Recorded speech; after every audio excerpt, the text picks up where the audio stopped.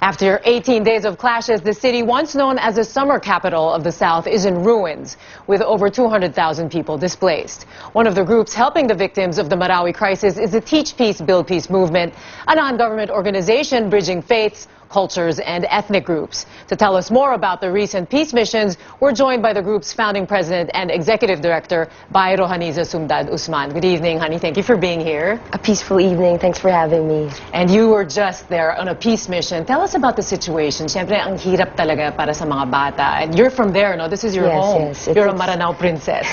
It's even more emotional and more painful, especially if it's happening to your own land, to your own people. When we were there, we visited 3 evacuation centers, and we have witnessed our brothers and sisters struggling with food, shelter, clean water, clothing, and comfort in terms of sleeping. Our hearts were bleeding while we were listening to the stories of the children and youth that we have interacted with when we were there. And but what struck us the most was they're full of hopefulness, despite the incident, despite what they have experienced. Yes. Just like what one of our volunteers, Glenford Lumbao, mentioned in his reflection. We're showing pictures also that he took from that mission. Yes, ang sabi nga niya, they may be homeless but not hopeless. Wow, he met one of the kids, John. So John shared with him that every time he's scared, he usually goes to his bed and then hides under his blanket. Yeah. But now, due to this incident, he's now sleeping on a cold concrete floor with a sack of rice as his pillow and tarpaulin as his blanket. It's just so heartbreaking. Yes, and but his situation never stopped him from proudly saying that, I want to pursue my dream of being a police someday. Amazing. Children seem to, parang mas takot sila. They're more scared of losing their dreams, losing their aspirations. Ang dami sa kanila nagsasabi, we miss going to school.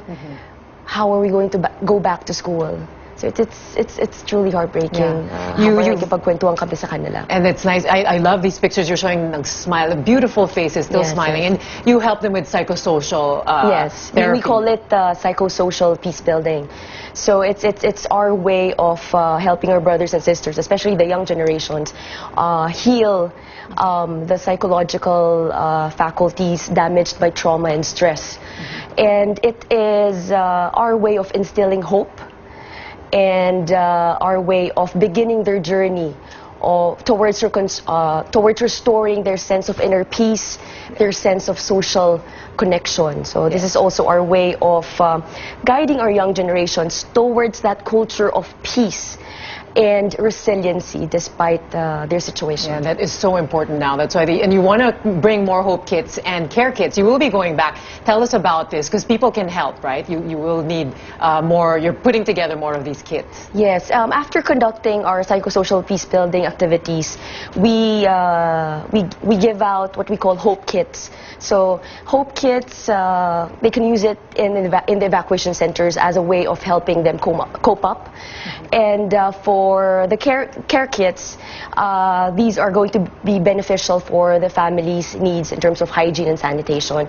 And a few weeks from now, we're going to go back there for another peace mission and conduct a series of psychosocial peace building activities for children and youth, focused on children and youth, because of all sectors, they're the most who actually bear the pain and suffering caused by this war. Yeah. So. And just a few tips, because I'm sure people want to give old toys. Some things that they should know: they shouldn't give pigs and dogs, no? Yes, dogs and dolls. Dolls. Okay. Yes, that's why we encourage stuffed toys like teddy bears, animals. So it's just to be sensitive, of course. Yes, culturally and religiously sensitive. Yes. Now, before we go, quick message. I mean, in this time of crisis and really just all the hate that's going around, what would you like to say? What is your message to the people?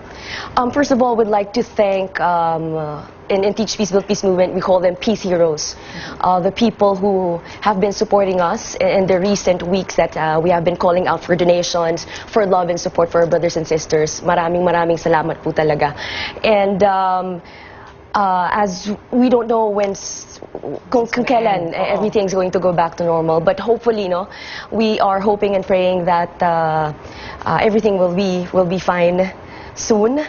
And sana ay patuloy nating tulungan ang ating mga kapatid, lalong-lalo na yung mga bata at kabataan na whose childhood have been stolen because of this war.